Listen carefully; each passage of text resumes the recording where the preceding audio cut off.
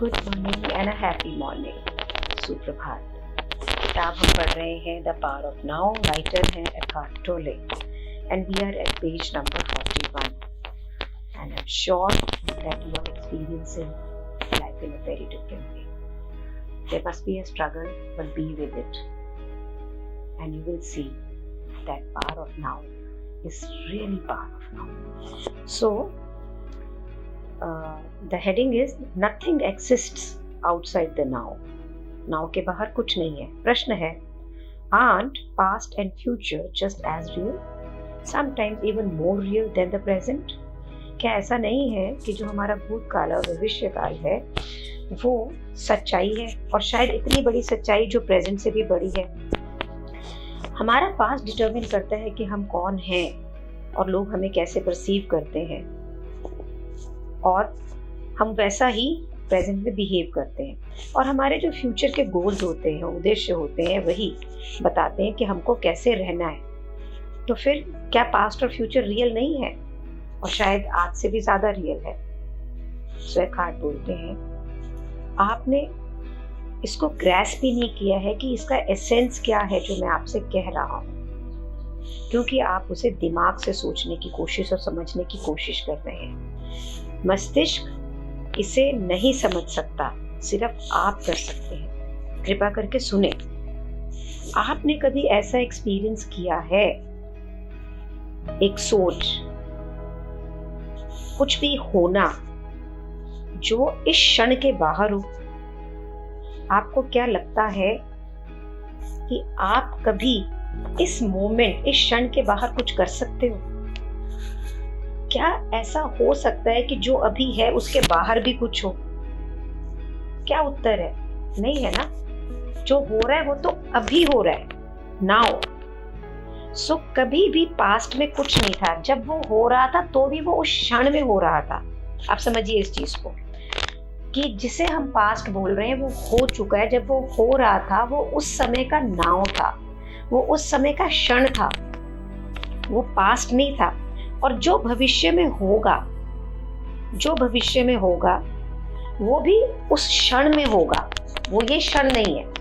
जो बीता क्षण है वो भी ये क्षण नहीं है, उस समय का नाव था। और जो फ्यूचर में होगा वो भी उस समय के नाव में होगा। और जो आप पास्ट के बारे में सोचते हो, एक याददाश्त है जो हमारे मस्तिष्क के अंदर इकट्ठी हुई है। और जब हम पास्ट को सोचते हैं तो हम एक रिएक्टिव हो जाते हैं, और वो हम आज में करते हैं। मीन बीते हुए समय को सोच के हम अपने आज को रीएक्टिवेट कर देते हैं। और जो भविष्य क्या है, ये काल्पनिक है, एक काल्पनिक क्षण है जो दिमाग प्रोजेक्ट कर रहा है। और जब फ्यूचर आता है तो होता तो नाउ है ना, चीजें तो उसी क्षण में हो रही होती हैं। और जब आप फ्यूचर के बारे में सोच रहे होते हैं तो वो आप आज के क्षण में सोचते हैं। सो जो भूतकाल है और जो भविष्य है, जो हमारा पास्ट और फ्यूचर है ना, इसकी खुद की कोई रियलिटी नहीं है। जो भी रियलिटी है वो आज की है, इस क्षण की है। या जब वो क्षण आएगा फ्यूचर में, उस क्षण की होगी, या उस क्षण की थी जो पास्ट में निकल गया।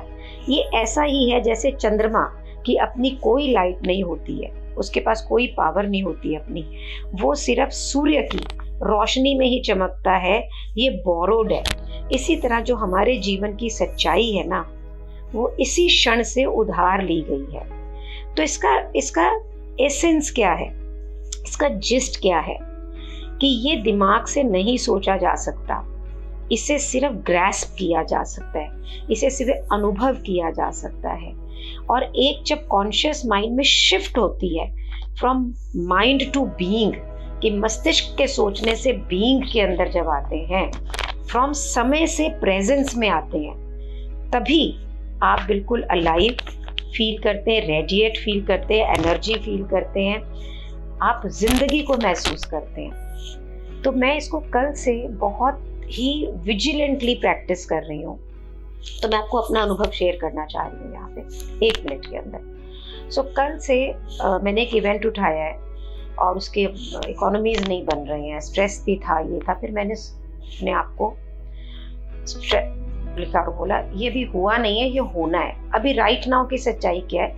राइट नाउ की सच्चाई है कि मैं कुछ प्लान कर रही हूँ और उसको प्लान करने की मेरी इकोनॉमीज नहीं बैठ रही है। अब इसका सॉल्यूशन क्या है कि मैं कस्टमर से बात करूं और बात करके इसको समझूं। हो सकता है इवेंट आए, हो सकता है इवेंट ना आए। तो उन चीज़ों को तो मैं कंट्रोल में कर सकती हूँ जो मेरे अभी है कि भाई ठीक है, मैंने सच्चाई की और मैंने उनसे बात करना है, पर वो आएगा या नहीं आएगा वो उस कस्टमर के ऊपर डिपेंडेंट करता है। उसको स्ट्रेस करने के लिए मैं आज अगर बैठ जाऊँ और बात अब आज होगी मेरी तो कोई फायदा नहीं। तो it kept me in space, मुझे कोई भी स्ट्रेस नहीं हुआ, और होता था तो मैं उसमें बोलती थी भाग जा यहाँ से दिमाग, मेरे को नहीं सुनना तेरे को, and it worked for me. So page number 42 आगे क्या बोलते हैं कार्ड?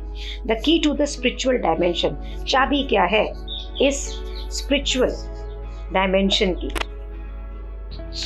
जब भी वो बताते हैं कि कोई भी जिंदगी में लाइफ थ्रेटनिंग इमरजेंसी होती है ना, जिसमें आपकी जान जाने की कोई संभावना होती है, उस समय कॉन्शियस में एक अपने आप एक शिफ्ट आता है, और शिफ्ट आने से जो उस समय का प्रेजेंट होता है ना, ये अपने आप क्रिएट हो जाता है, और जो फ्यूचर और पास्ट होता है ये सब पीछे चले जाते हैं, और इतनी इंटेंस कॉन्शियस प्रेजेंस बनती है, इतनी अलर्ट प्रेजेंस बनती है कि what ever response is needed, उस समय जो रिस्पॉन्स की ज़रूरत होती है वो अराइज होता है from the state of consciousness.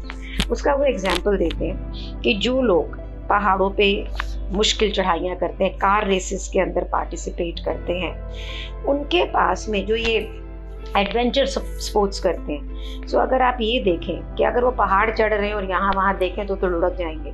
इसी तरह कार रेसिंग, तो उनके पास में एक क्षण के लिए भी समय नहीं है कि वो यहाँ वहाँ देखें, इसलिए वो इतने नाव उस क्षण के अंदर रहते हैं ताकि वो बिल्कुल उसी क्षण को इंटेंसली अलाइव स्टेट, पूर्ण रूप से जागरूक स्टेट में रहते हैं वो, और उस समय उन्हें किसी प्रकार का बर्डन, किसी प्रकार की प्रॉब्लम, किसी प्रकार की सोच नहीं होती।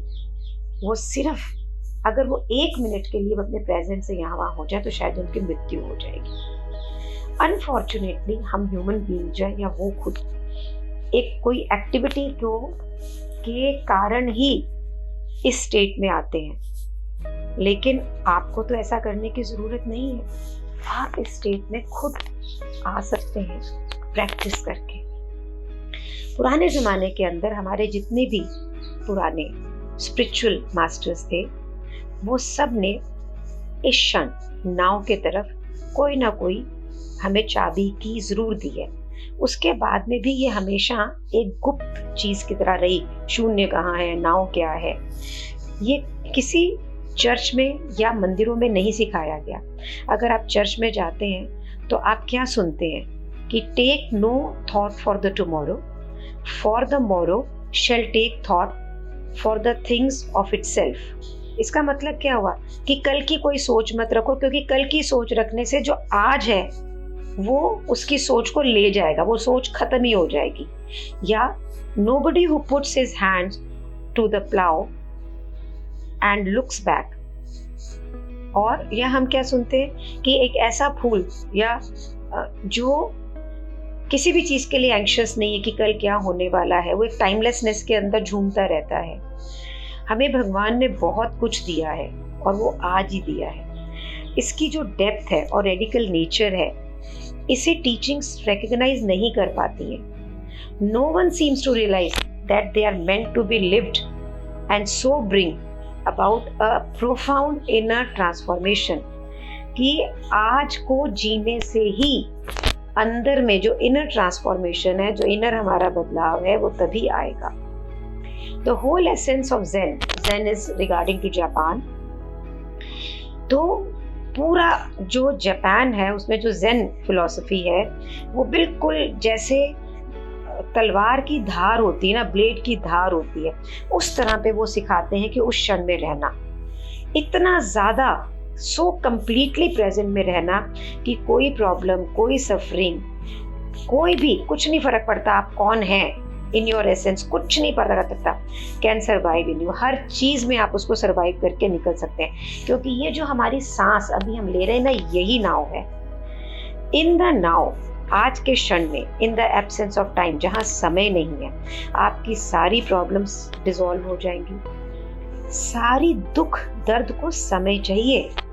ये जो आज है ना, आज, उसे सरवाइव होने की जरूरत नहीं है। It can not survive in the now. Suffering जो है वो इस क्षण में सरवाइव कर ही नहीं सकती।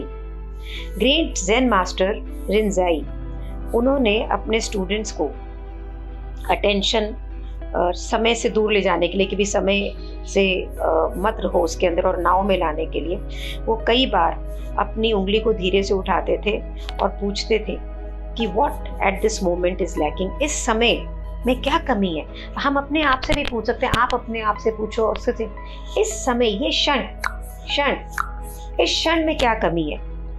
A powerful question that does not require an answer at the level of mind. इसके उत्तर की जरूरत नहीं है।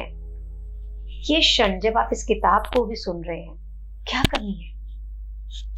A similar question in the Zen tradition is, if not now, when? ये प्रश्न वो ये भी पूछते हैं कि अगर ये अभी नहीं है तो फिर कब है। ये अभी ही है। सूफिज्म जो है उसमें भी जो ये क्षण है, यही उनकी सेंट्रल टीचिंग का कारण है। मिस्टिकल ब्रांच जो इस्लाम की है वो कहती है the Sufi is a son of time present, कि सूफी वही है जो प्रेजेंट टाइम का बेटा है। मीन इस क्षण का जो पुत्र है वही सूफी है। And Rumi the great poet, the teacher of Sufism, जो रूमी बहुत महान एक कवि रहे हैं, वो कहते हैं past and future veil God from our side, burn up both of them with fire. कहते हैं जो भूतकाल और भविष्य है वो हमें हमारे प्रभु से दूर रखता है, घूंघट की तरह दूर रखता है। आप इन दोनों को जला दें। मिस्टर एकहार्ट एक 13th सेंचुरी के स्पिरिचुअल टीचर थे। उन्होंने इसे बहुत ब्यूटीफुली सम अप किया। Time is what keeps the light from reaching us. There is no greater obstacle to God than time. ये समय ही है जो हमें अपने प्रभु से दूर रखता है, हमें अपनी लाइट पे पहुंचने से दूर रखता है। ये समय के अलावा समय ही सबसे बड़ी मुश्किल है। So guys, this is half of page 44. So enough for today. Let's again practice today the moment and the moment. जब भी आपको दिन में स्ट्रेस हो या किसी चीज का हो, आप पूछिएगा इस मोमेंट, इस मोमेंट में है। ये स्ट्रेस आने के लिए है, फ्यूचर में है, इस मोमेंट में है। सो मैं ये नहीं बोल रही हूँ कि आप काम ना करें, जैसे कि पहले चैप्टर में हमने पढ़ा था। आपको कुछ प्लान करना है, आप बैठिए, उसको प्लान करके लिख के जो भी बेस्ट आप उसके लिए कर सकते हैं, फिर वापस अपने प्रेजेंट मोमेंट में आ जाएं।